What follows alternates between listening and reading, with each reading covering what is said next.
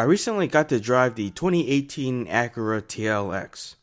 However, I didn't drive it as much as I wanted to because I was traveling at the time, so the car spent a lot of its time in the parking lot.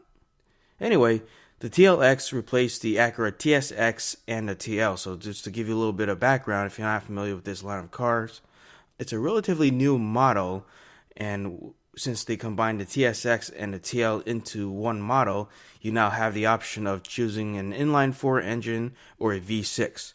With the inline-4 engine, you get the front-wheel drive setup with PAWS, or Precision All-Wheel Steer.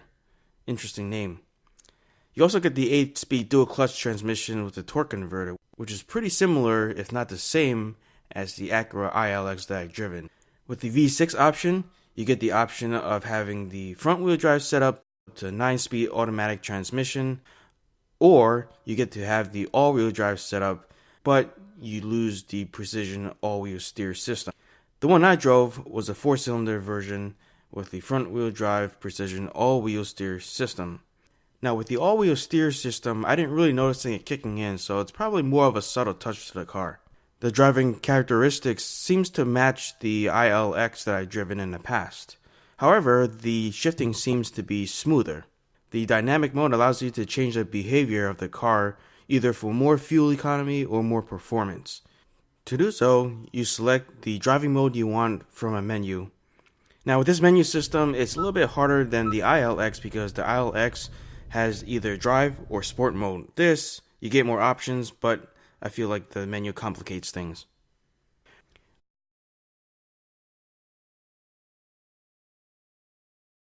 Right away, I noticed some improvements compared to the Acura TL.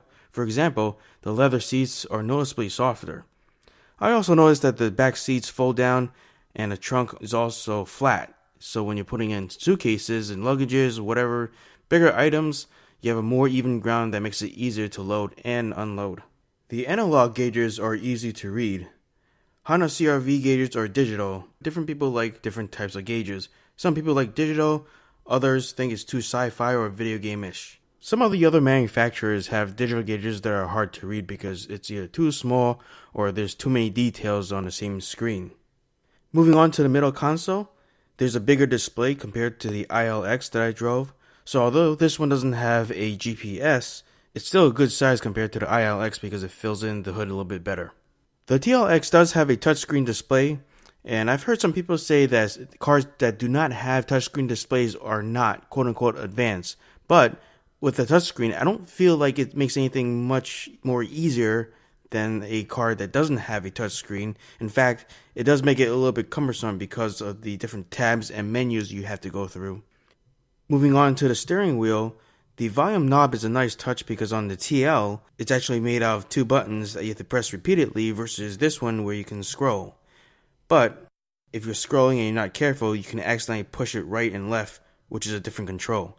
On the TL, those are separate. One final thing I noticed, and this is by all means not a showstopper. Again, if you watch my other videos, one complaint that I had with the TL and the ILX is that the rear turn signals are not LEDs, which doesn't give it quite a sharp look. The funny thing is that when I looked at the Honda CR-V, all the turn signals were LEDs and it had a much more premium look. That concludes the first impressions of the Acura TLX. For more videos on the TL and the ILX that I mentioned in the video, click one of the links that you see on the screen or in the video description below. If you enjoyed the video, please give it a thumbs up and subscribe to the channel. We'll see you next time.